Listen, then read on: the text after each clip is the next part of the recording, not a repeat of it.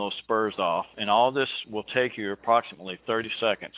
And I guarantee you, when you get done, you'll have yourself a very nice sharp blade. And then just wipe it down. All right, any other questions? Yep. Yes, Rick, we got a question from Debbie. Debbie, if you go ahead and hold the control button. Debbie put her message in the chat box. Do you recommend plant growth regulators? If so, which one? Oh, absolutely. My favorite is Atramac, and it's ATRIMMEC, I believe. And it is very expensive. It's about $450 a gallon, but you only use about 2 ounces per gallon. And I tell you, it's wonderful on Elaeagnus, ivy, English ivy. And one thing that you have to remember, though, when you do use this growth regulator, Atramac, you have to spray it on new growth. You can't just go and edge ivy, get it in bounds, and then spray it. It won't work like that. You have to edge your ivy in advance. Like, for an example, if you went ahead and edged your ivy this winter, and then here in a few weeks when the ivy starts coming out with nice green new growth, that's when you spray it. And you don't have to spray the whole ivy patch. You just spray within a foot or two of the edge, and it holds it at least 6 months, easy. Cutlass is another one that you can use. That's a granule that I've heard people having good results with. Me personally, I've never used them because when I work with Post, we use so much Atramac that I've never seen it go wrong. You do have to be careful though by using growth regulators, because if you use it on the wrong plant, you will defoliate. For example, variegated privet. You spray that on the variegated privet, and you'll defoliate that plant. It'll look horrible until the following year. Okay. All right, and we've got a message in the chat box from Tony. He's asking the group, is anyone seeing rosette on knockouts?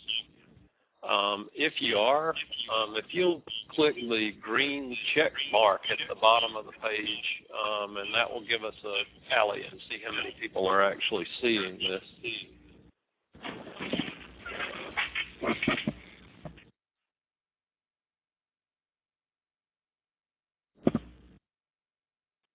And Tony, I guess I want to ask, do you think that the rosette that you're seeing, is it possible sublethal Roundup injury, or is this a virus? Can you hear me, Todd? Yes, sir. I can hear you. It is definitely, we've diagnosed it in the lab, it's definitely rosette. And in Huntsville, Alabama, it is eating our lunch. It is all over the place. Wow. And Tony, that's usually Tony Glover. What are they saying? Is it a virus? Yes, it is a virus. When you look at the plants, you'd think mite damage, and actually the virus is spread by a mite, but it is a viral disease.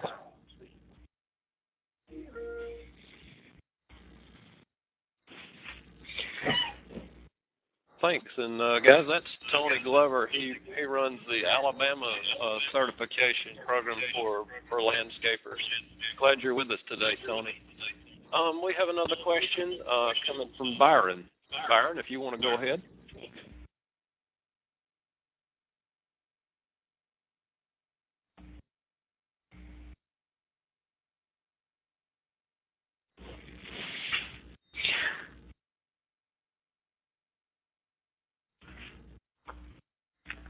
So everybody knows that if they want to talk, they need to push the control button down and hold it while they're talking.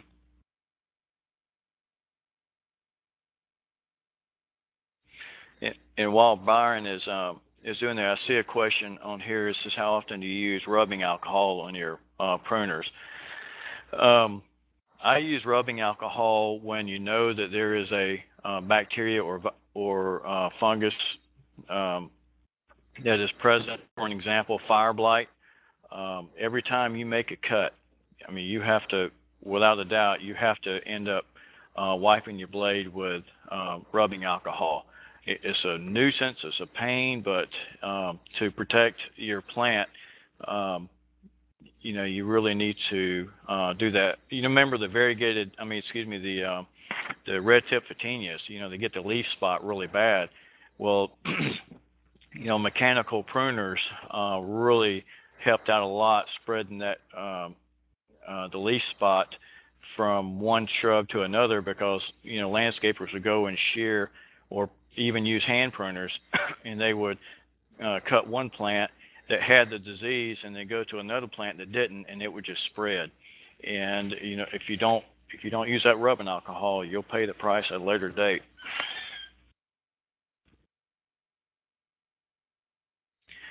Another question I see on here: can you use zinc to counteract a rose rosette like we do for pecan trees? It's a good question.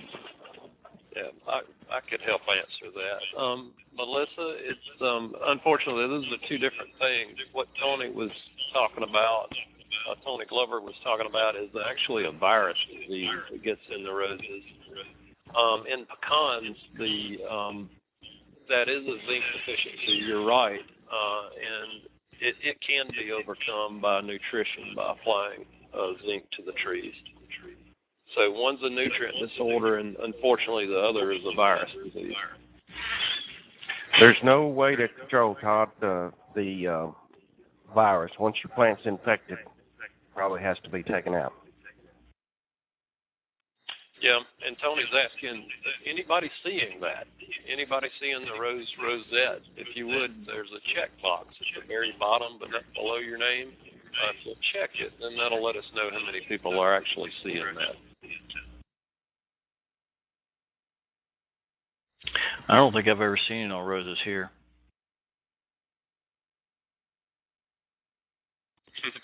I've seen it on mine, but it's when I've accidentally hit them with Roundup.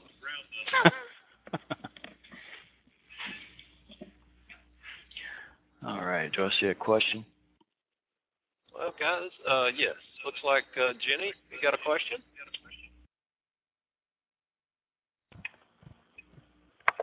Yeah, I was just looking for you to clarify something about pruning for carb light.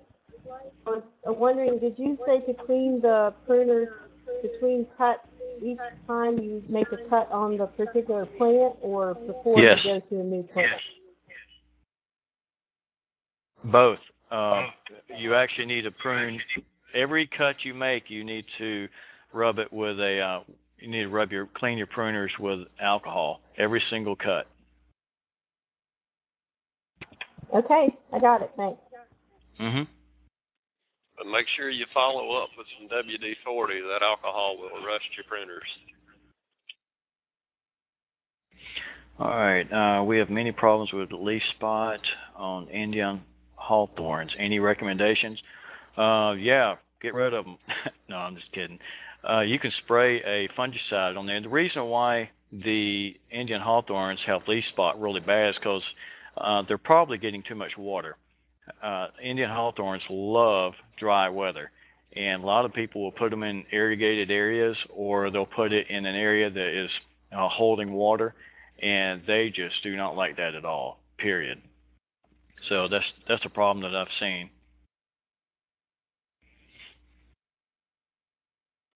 All right, guys. Well, we're running up against lunchtime.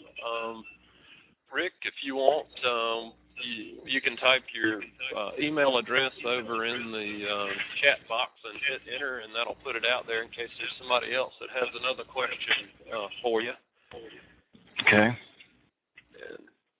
And thanks for everybody joining us today. Dr. Panisi, if you're still on, would you like to talk about our next webinar? Yes, hi everybody. This is Bodhi Panisi here.